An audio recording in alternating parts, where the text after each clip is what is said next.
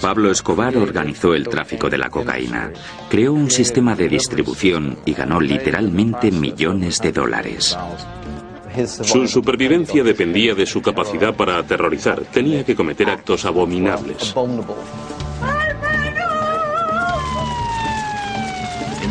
Básicamente, él le declaró la guerra a Colombia y Colombia le declaró la guerra a él. Era vengativo y rencoroso. Nunca olvidaba un desaire. Si alguien iba a por él, él iba a por ellos. Y con frecuencia de manera espectacular. En mi opinión, es la mente más criminal, cruel y despiadada que haya existido jamás.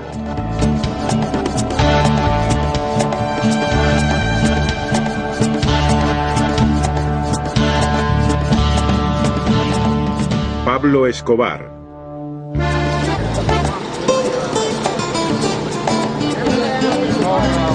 En primavera del año 2002, numerosas personas se reunieron delante de una iglesia de Medellín, Colombia. Estaban allí para saludar a Hermilda Escobar, la madre del más famoso capo de las drogas del mundo, cuando llegara a misa.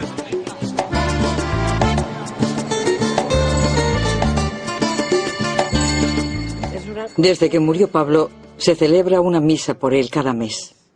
Al mismo tiempo, ayudamos a los pobres para que puedan tomar el desayuno.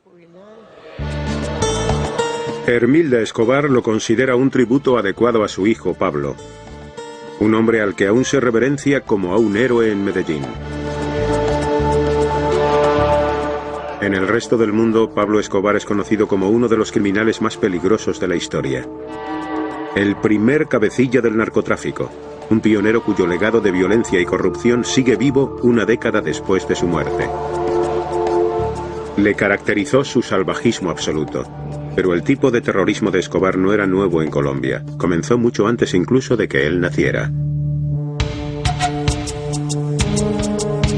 A finales de la década de los años 40, Colombia se vio destrozada por una guerra civil entre el Partido Conservador en el poder y su oposición liberal. De la violencia surgió un grupo de proscritos conocidos como los bandidos, que solo eran leales a sí mismos. Provenían de áreas rurales pobres y sembraron el miedo en los corazones de los poderosos. Para el hombre común, eran héroes. La gente de Colombia, bien oprimida por el gobierno, o atormentada por los revolucionarios, o por los paramilitares, recurrieron de forma natural a los bandidos. Estos hombres se convirtieron en la inspiración del joven Pablo Emilio Escobar Gaviria.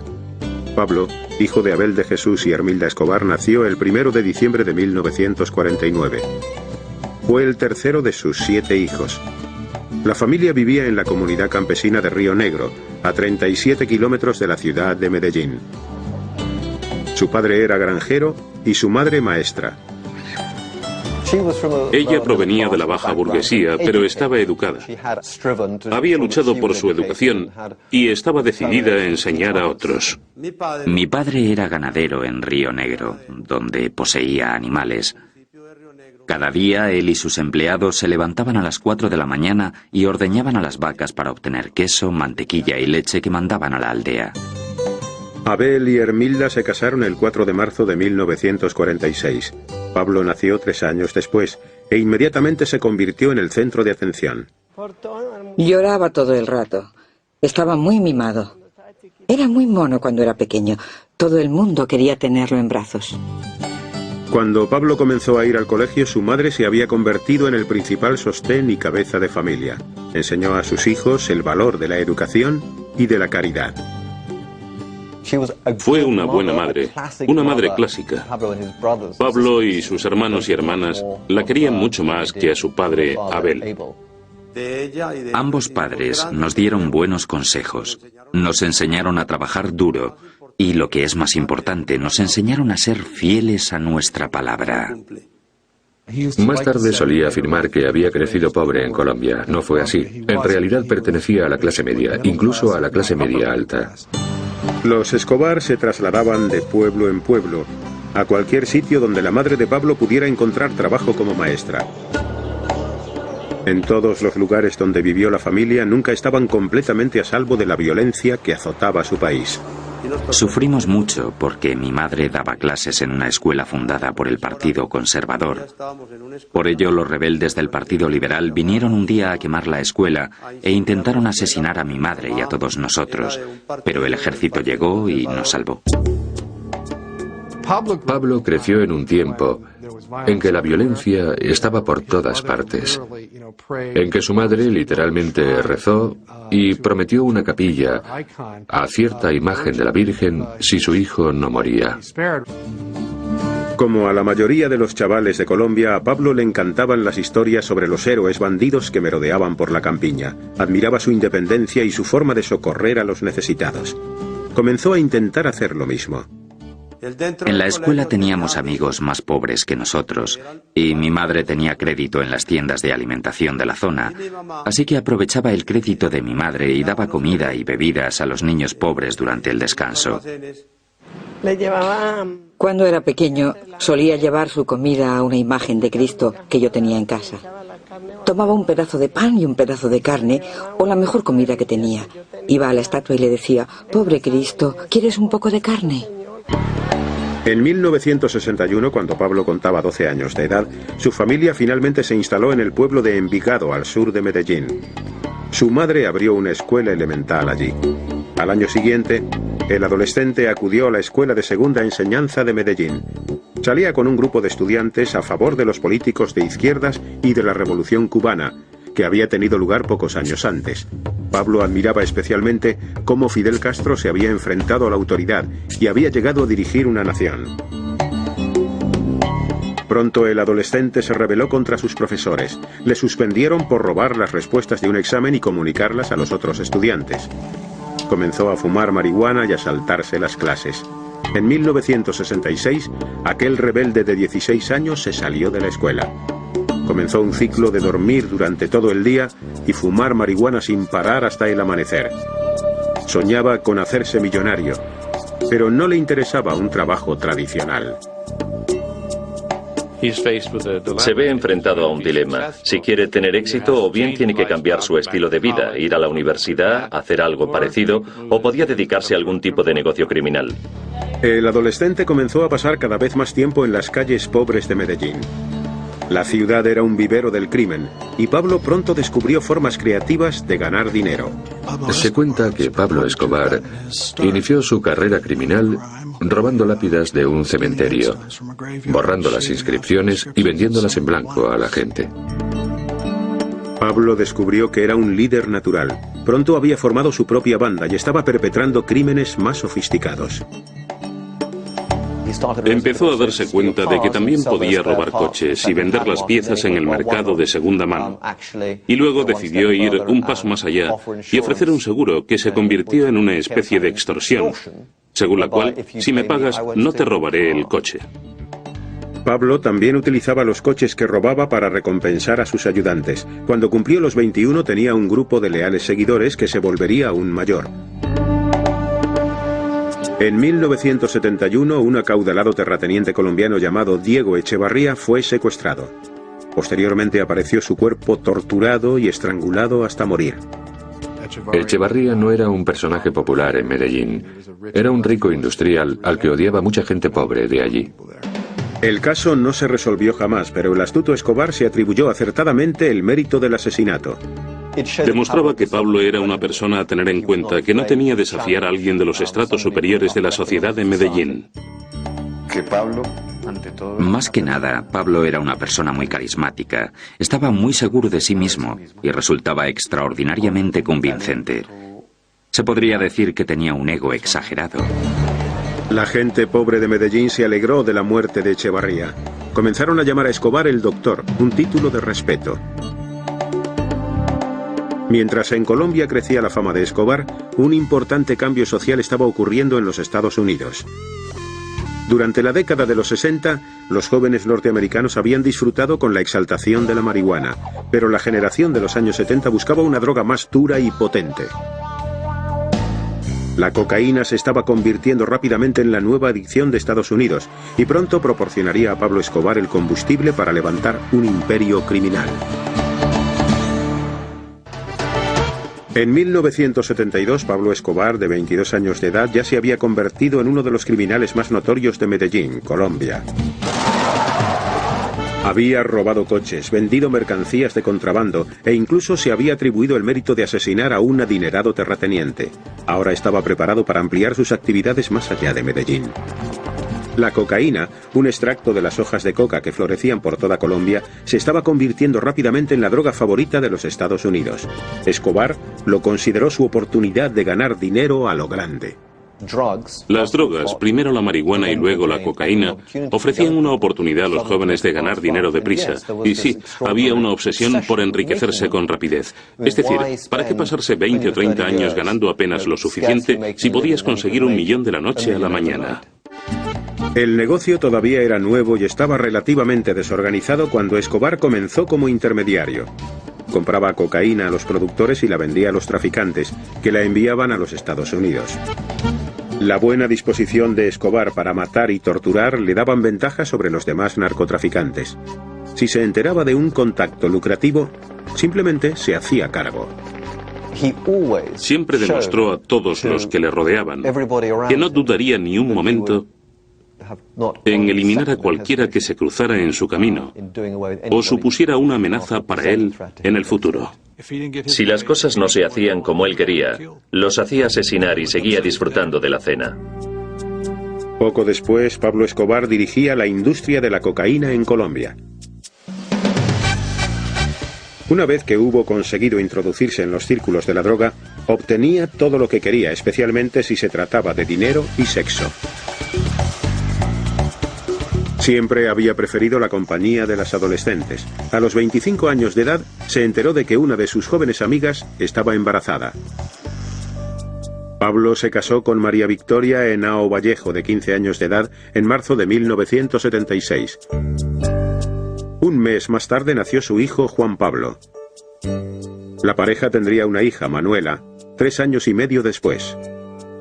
Recuerdo que le dijo a mi madre que se sentía muy contento y muy orgulloso de ser el primero de sus hijos en darle un nieto. Aunque pensaba como un criminal, en lo que atañe a su familia la quería profundamente. Fue un hombre respetuoso con su madre, que cuidó de sus hermanos y para el que su esposa y sus hijos lo eran todo. No se puede decir que fuera el clásico hombre de familia, pues engañaba públicamente a su esposa y tenía amantes donde quiera que iba. Pero al mismo tiempo se veía a sí mismo como una especie de patriarca y padre amante, y realmente quería a su esposa y a los niños. El negocio de narcotráfico de Escobar creció tan deprisa en Sudamérica que pronto comenzó a enviar él mismo las drogas a los Estados Unidos. Uno de sus socios, Carlos Leder, ideó un innovador sistema de contrabando. Se le ocurrió la idea de organizar una red de transporte para la cocaína y montó una parada de transbordo con servicio completo en un diminuto cayo de las Islas Bahamas. Construyó pistas de aterrizaje, posibilidades para repostar, un hotel, todas las comodidades. Pablo se aseguró de que ningún narcotraficante sacara cocaína de Colombia sin su permiso. Cobraba una comisión del 35% por cada envío y garantizaba su llegada.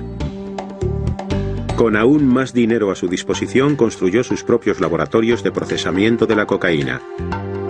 Hacia el verano de 1976, Escobar y otros 3 narcotraficantes crearon lo que posteriormente se conoció como el Cártel de Medellín. El Cártel de Medellín poseía la infraestructura en un tiempo en que nadie más la tenía. Si querías mover cocaína necesitabas los aviones, necesitabas la red de distribución. Tenía el negocio completamente montado desde la jungla hasta la esquina de una calle en los Estados Unidos. Pablo, de 29 años de edad, era el líder indiscutible del grupo. Sobornaba a jueces, políticos y policías para que su negocio siguiera funcionando como una seda. Empleaba la intimidación y la violencia siempre que era necesario y vivía según el lema plata o plomo. O coges el dinero o mueres. Y en prácticamente todos los casos entre plata o plomo, la gente coge la plata. Es algo natural para la naturaleza humana. Escobar se concentró en levantar su imperio y, al contrario de los que trabajaban para él, rara vez probaba el polvo blanco que vendía. Se dice que apenas probaba la cocaína. solía tratar con desprecio a las personas adictas. En 1979, el cártel de Medellín controlaba más del 80% de la industria norteamericana de la cocaína, que movía miles de millones de dólares. Y Pablo Escobar se había convertido en un hombre rico. Construyó una finca de 63 millones de dólares llamada Hacienda Los Nápoles, 120 kilómetros al este de Medellín. La pequeña avioneta que empleó para transportar su primer cargamento de cocaína se erguía orgullosa en la entrada de la propiedad de 7.400 acres. La enorme finca incluía 20 lagos artificiales, una pista de aterrizaje, un helipuerto, 6 piscinas y un zoológico lleno de animales exóticos. No sabía qué hacer, así que construyó primero el zoo. Construyó un zoo enorme con elefantes, rinocerontes, jirafas y otros animales. Pablo también quiso compartir su riqueza con el público. La gente tomaba autobuses en Medellín para visitar su propiedad. Según iba creciendo su reputación de criminal, Escobar comenzó a compararse con otros forajidos legendarios. Compró un sedán cosido a balazos de los años 30, afirmando que había pertenecido a Bonnie and Clyde. A veces incluso se disfrazaba de su héroe, el revolucionario mexicano Pancho Villa. A Pablo le parecía muy atractiva esa imagen de rebelde latino capaz de asestar un golpe a los norteamericanos. Detrás de las puertas cerradas de su exótica hacienda, el narcotraficante celebraba fiestas salvajes, en las que satisfacía su deseo de menores. Escobar y sus secuaces recogían a colegialas en las calles de Envigado, a la salida de los colegios, y las invitaban a que volvieran. Y si posteriormente esas niñas resultaban problemáticas en algún sentido, quizá por quejarse a la policía o a los padres, o si se creía que habían visto demasiado, las liquidaban sin más ceremonias. Las invitaciones de él. Sus invitaciones estaban bastante solicitadas entre la élite de la sociedad colombiana. Se consideraba a Pablo el mejor anfitrión de Latinoamérica. Sus fiestas eran literalmente orgías con las mujeres más bellas y las mejores bebidas. Había para todos los gustos, legales o ilegales. Había drogas, había chicas muy jóvenes, había competiciones y juegos sexuales muy extraños, juegos eróticos. A veces Escobar ordenaba a las chicas que se desnudaran y treparan a un árbol mientras sus huéspedes miraban. U organizaba una carrera. La chica que la ganaba se llevaba un coche nuevo a casa. María, la mujer de Pablo, sabía de sus fiestas sexuales, pero estaba dispuesta a mirar hacia otro lado para seguir casada con uno de los hombres más ricos de Colombia. Además, Pablo era un padre muy afectuoso. Cuando Manuela tenía 2 años, su guardaespaldas se ofreció a llevar a la niña, a cambiarla, a ayudar con esas tareas diarias, y Pablo insistió que en ningún caso, porque el día que ya no pudiera ocuparse de su hija, dejaría de ser Pablo Escobar. Escobar quería que se le considerara un gran hombre. Regaló millones para ayudar a los pobres. Construyó carreteras, canchas de fútbol e incluso una urbanización llamada Barrio Pablo Escobar. A Pablo le dolía mucho ver sufrir a la gente. Creía que todos aquellos pobres debían vivir dignamente y tener sus propias escuelas e iglesias. Quería que tuvieran una vida decente. Escobar quería ser Robin Hood en realidad. Quería que la gente le siguiera. Quería convertirse en un héroe para la clase trabajadora, para los campesinos. Para promocionar aún más su imagen, en 1982 se presentó candidato al Congreso. Básicamente había conseguido todo el poder posible en el mundo del crimen y comenzó a buscar formas de legitimar su industria y también de aumentar y elevar su propio poder personal. Con 32 años fue elegido congresista sustituto, lo que significaba que podía acudir durante la ausencia de un miembro. Para Escobar su elección demostró que el pueblo le amaba. Realmente, él no se veía muy distinto de tantos otros políticos, pues muchos de los políticos estaban en su nómina o aceptaban su dinero, y él no se consideraba peor que muchos de ellos. Se consideraba un gran hombre y su dinero le permitía hacer realidad sus fantasías exóticas y excéntricas de animales salvajes y chicas jóvenes, tal y como lo hacía. Ahora intentaba hacer realidad la fantasía de convertirse en presidente de Colombia. Escobar pronto descubriría que su popularidad no llegaba hasta la capital, la ciudad de Bogotá. Como tantos de los que se crean para una elección. El candidato a la presidencia, Luis Galán, denunció los lazos de Escobar con el negocio de la cocaína, y el ministro de Justicia, Rodrigo Lara Bonilla, inició medidas enérgicas contra las contribuciones electorales provenientes de las drogas. En enero de 1984, expulsaron a Escobar del Congreso. Su carrera política había acabado, pero no estaba dispuesto a marcharse tranquilamente. 3 meses después, mandó asesinar a Bonilla. Lo hicieron en la forma típica del cártel. 2 en una motocicleta, 1 con una ametralladora. La moto se acerca a la limusina de Rodrigo Lara Bonilla, parada en un semáforo, y el tipo de atrás saca la ametralladora, vuela la ventanilla de atrás y le vuela la tapa de los sesos. La gente se dio cuenta de que aquel hombre se acababa de cargar a un miembro del Consejo de Ministros. La muerte de Bonilla fue un gran paso en la escalada de terrorismo que realizó Escobar para poner a Colombia de rodillas. Mientras Colombia luchaba contra el terrorismo subvencionado por las drogas, los Estados Unidos reñían su propia guerra contra el narcotráfico. Pronto Escobar se enfrentaría a una nueva amenaza y respondería con una oleada brutal de terror.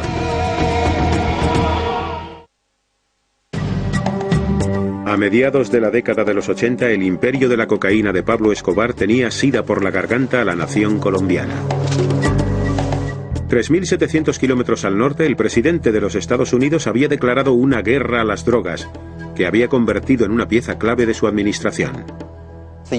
Los Estados Unidos presionaban cada vez más a la policía colombiana, al ejército colombiano, al gobierno colombiano y al sistema legal colombiano para que acabaran con las drogas.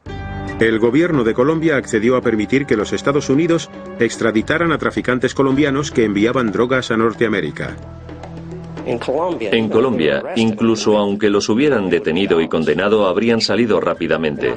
Y no solo eso, también hubieran podido dirigir sus organizaciones mientras estaban en prisión. Sabían que no podrían comprar su camino a la victoria o a la libertad en los Estados Unidos, y que si los arrastraban ante un jurado norteamericano, los juzgarían y condenarían y los meterían en una auténtica cárcel, y eso acabaría con su negocio. Tenían una máxima que rezaba: mejor una tumba en Colombia que una celda en los Estados Unidos. En noviembre de 1985, Escobar y otros traficantes de drogas unieron fuerzas para demostrar al gobierno que no se iban a dejar intimidar. Escobar alistó a un grupo de guerrilleros de izquierdas para atacar a la sede del Tribunal Supremo de Colombia, el Palacio de Justicia. Los guerrilleros, armados con ametralladoras, cohetes y granadas, asaltaron el edificio y atacaron a los miembros del Tribunal Supremo. El ejército colombiano respondió con andanadas de ametralladora, tanques y tropas de asalto. Durante el asedio de días de duración murieron 97 personas, incluyendo 11 de los 24 magistrados del Tribunal Supremo. El ataque al Palacio de Justicia constituyó otro hito en la historia de Colombia. El impacto fue a largo plazo. Aterrorizó al Poder Judicial. Eliminó del corazón de la judicatura a toda una serie de magistrados que eran hombres buenos, valientes y morales.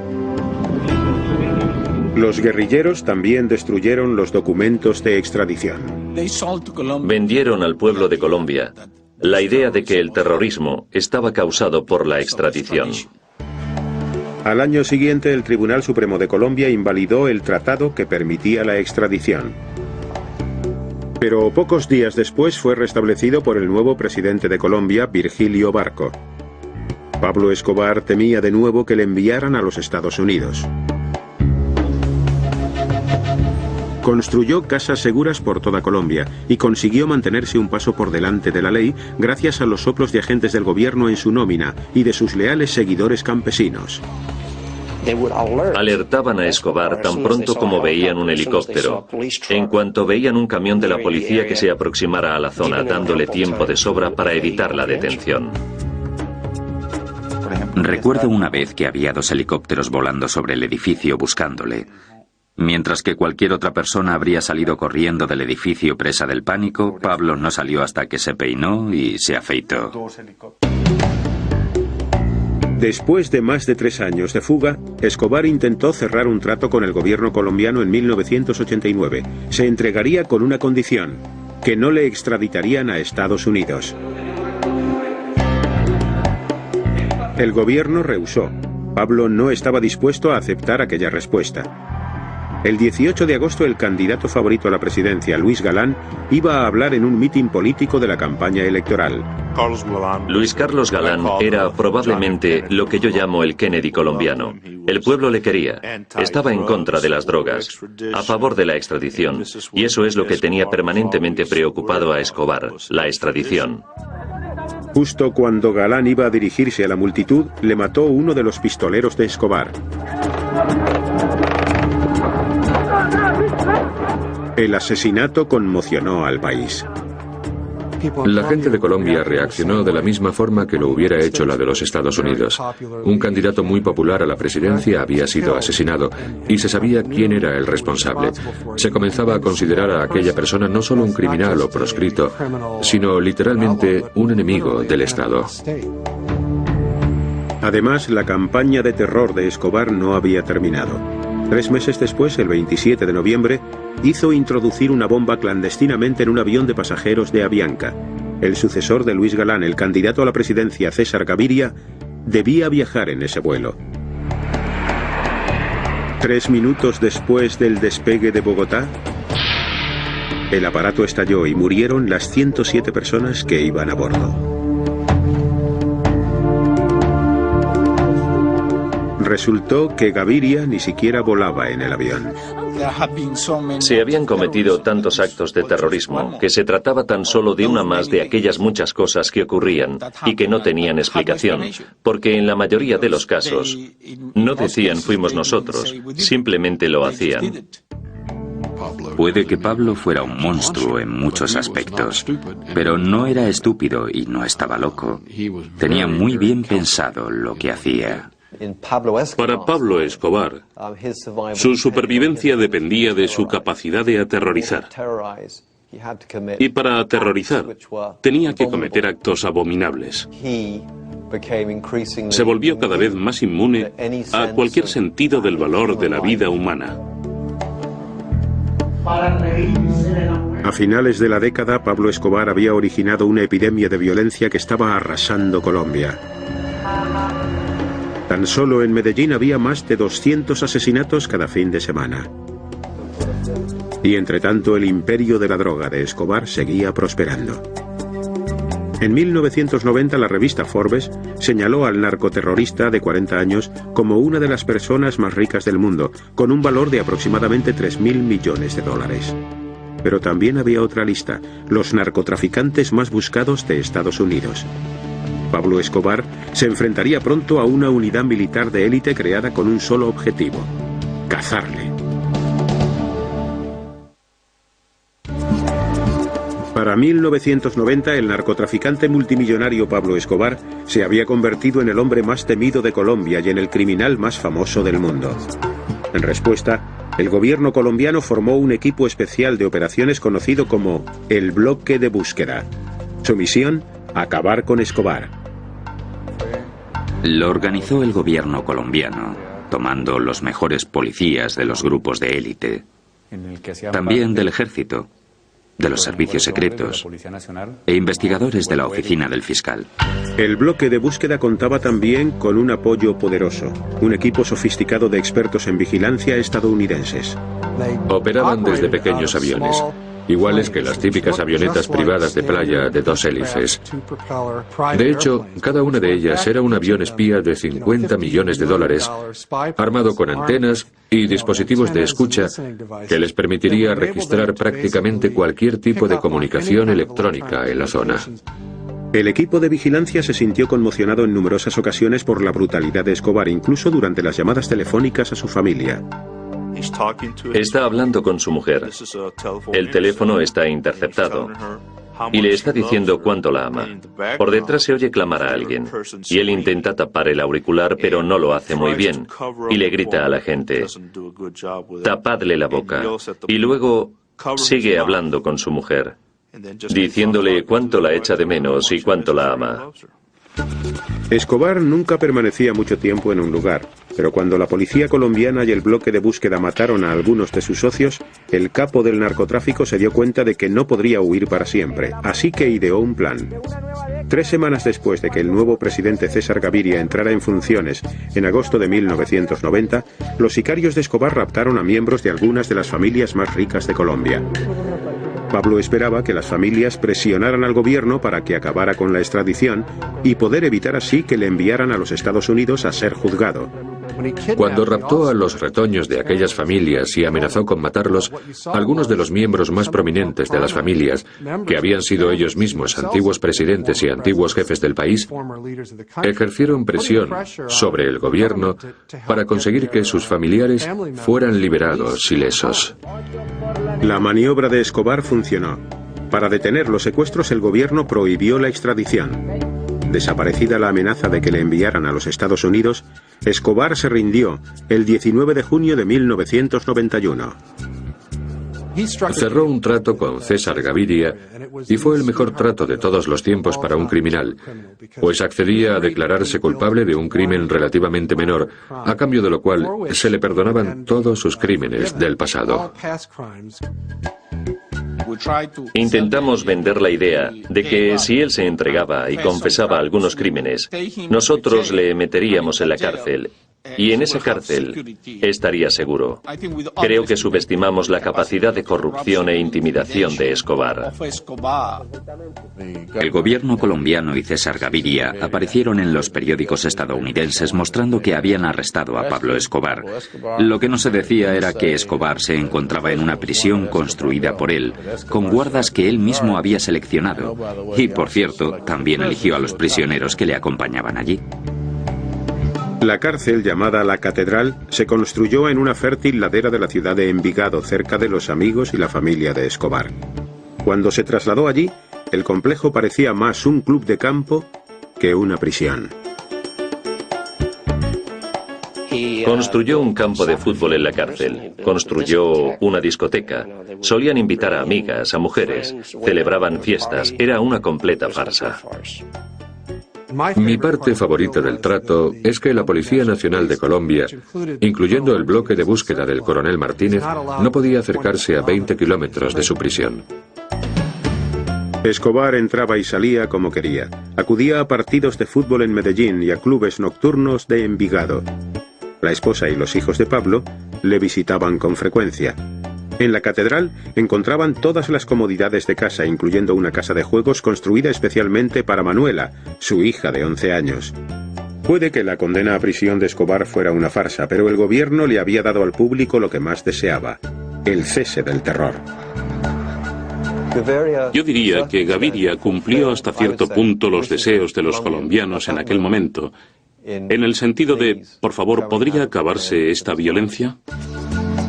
Durante su encarcelamiento, Pablo continuó dirigiendo su negocio multimillonario de la cocaína como siempre lo había hecho, y con igual crueldad. Descubrió que miembros del cártel de Medellín, al parecer, estaban aprovechando el hecho de que Pablo no estaba fuera todo el tiempo para robarle. Escobar llevó a los hombres a la prisión, los torturó taladrándoles agujeros en las rodillas y arrancándoles las uñas, y luego los mató. Esta vez Escobar había ido demasiado lejos. Cuando se filtró la noticia de los brutales asesinatos, los agentes del gobierno no pudieron seguir ignorando las acciones de Escobar. El 22 de julio de 1992, el presidente Gaviria ordenó que se trasladara a Escobar a una cárcel de verdad. Pero Pablo sobornó a una patrulla de soldados y escapó. El chiste que corría en Colombia era: ¿cuántos soldados colombianos hacen falta para dejar salir a Pablo Escobar de la cárcel?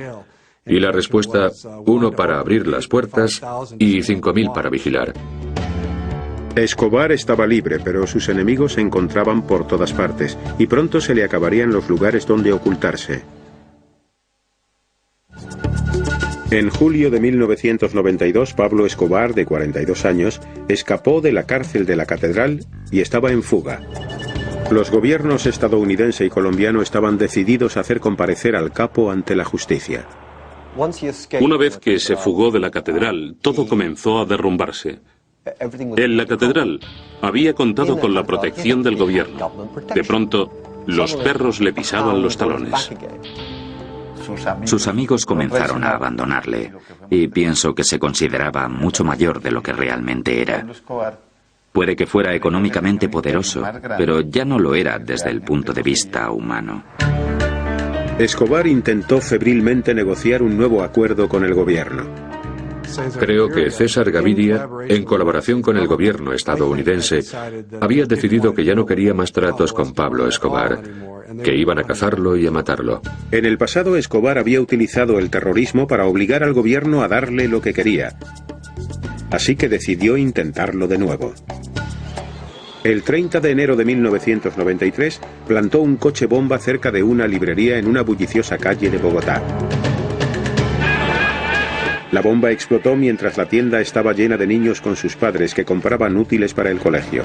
21 personas murieron por la explosión y otras 70 resultaron heridas. Nadie tenía nada que ver con el narcotráfico. Fue simplemente una bomba indiscriminada que decidió hacer explotar para enviar un mensaje al gobierno de Colombia. El gobierno no era el único problema de Escobar. Después de su huida de la prisión, un grupo de ciudadanos de Colombia había decidido que si la policía no conseguía detenerle, lo harían ellos mismos. Formaron un grupo de vigilantes llamado Los Pepes, un acrónimo de Perseguidos por Pablo Escobar. Se supone que Los Pepes era una organización de ciudadanos colombianos, bien miembros de familias cuyos hijos, o hermanos o esposos, habían sido asesinados por Escobar, miembros enemistados del propio cártel de la cocaína de Escobar y miembros de cárteles rivales. Un día después de la bomba en la librería, los Pepes tomaron represalias. Explotaron bombas delante de una de las casas de Escobar y una hacienda propiedad de su madre ardió hasta los cimientos. En lugar de atacar al propio Escobar, comenzaron a ir a por cualquiera relacionado con Escobar, ya fuera profesional o personalmente, y le mataban. Desestabilizaron mucho la seguridad de Pablo. Le golpearon económicamente. Atacaron a la gente que estaba cerca de él y, lo que quizá es aún más importante, le afectaron psicológicamente porque atacaban los símbolos que tanto amaba. Utilizaron sus propias técnicas en contra de Escobar, atacando a la familia, mataron a mucha gente, quemaban los ranchos, mataban a sus caballos de millones de dólares. El enemigo público número 1 de Colombia estaba recibiendo una dosis de su propia medicina. Cada vez eran menos los que le suministraban información que le mantuviera por delante de las autoridades. Por ello tenía que cambiar de casa cada vez con mayor frecuencia. Creo que él mismo se dio cuenta de que nadie más iba a ayudarle y que se le había acabado el tiempo, el espacio y la suerte. Pablo intentó sacar a su familia del país, pero las autoridades no lo permitían. Lo último que querían en Colombia era que su familia desapareciera en aquel momento, pues sabían que al mantenerles en Colombia, Pablo Escobar estaría continuamente preocupado por ellos, pues sabía que los Pepes la matarían a la mínima oportunidad. Si tenía un talón de Aquiles era su familia. Evidentemente los quería fuera del país en un lugar seguro. Si estaban en un lugar seguro donde no tuviera que preocuparse por ellos, podría iniciar una guerra a gran escala contra el gobierno de Colombia. En otoño de 1993, el cártel de Medellín estaba en total confusión, pero era a su familia lo que más preocupaba a Escobar. No les había visto durante un año y les echaba terriblemente de menos. El 1 de diciembre, Pablo cumplió 44. Sabía que se encontraba bajo vigilancia constante, por lo que sus llamadas telefónicas siempre eran breves para que no pudieran rastrearlas. el día después de su cumpleaños, llamó a su familia. Llevábamos 24 horas esperando una llamada que sabíamos que tenía que hacer Escobar a su hijo Juan Pablo. Y cuando la hizo, se quedó al teléfono durante 5 minutos, un tiempo que nos permitió localizarle. El bloque de búsqueda rastreó la llamada hasta esta casa adosada en el barrio de clase media de Los Olivos, en Medellín. Vi que en la parte superior se encontraba Pablo Escobar hablando por teléfono. En ese momento, él me miró a mí y colgó. El teniente Martínez pidió refuerzos y pronto los agentes del bloque de búsqueda habían rodeado la casa. Escobar estaba atrapado. Rompieron la puerta de chapa y entraron. Al oírlo, el Limón, el guardaespaldas de Pablo, apareció en la ventana de ahí arriba y salió disparando a la policía. Le dieron y cayó al suelo. Escobar se asomó a la ventana con una pistola en cada mano, disparando hacia adentro y hacia afuera e insultando a la policía. Pablo se quitó las zapatillas y saltó al tejado. Cuando llegó a la mitad del tejado, los disparos que estábamos haciendo le dieron. Escobar fue alcanzado 3 veces. Una de las balas le dio en la cabeza. Murió al instante. Al final murió como cualquier otro malhechor.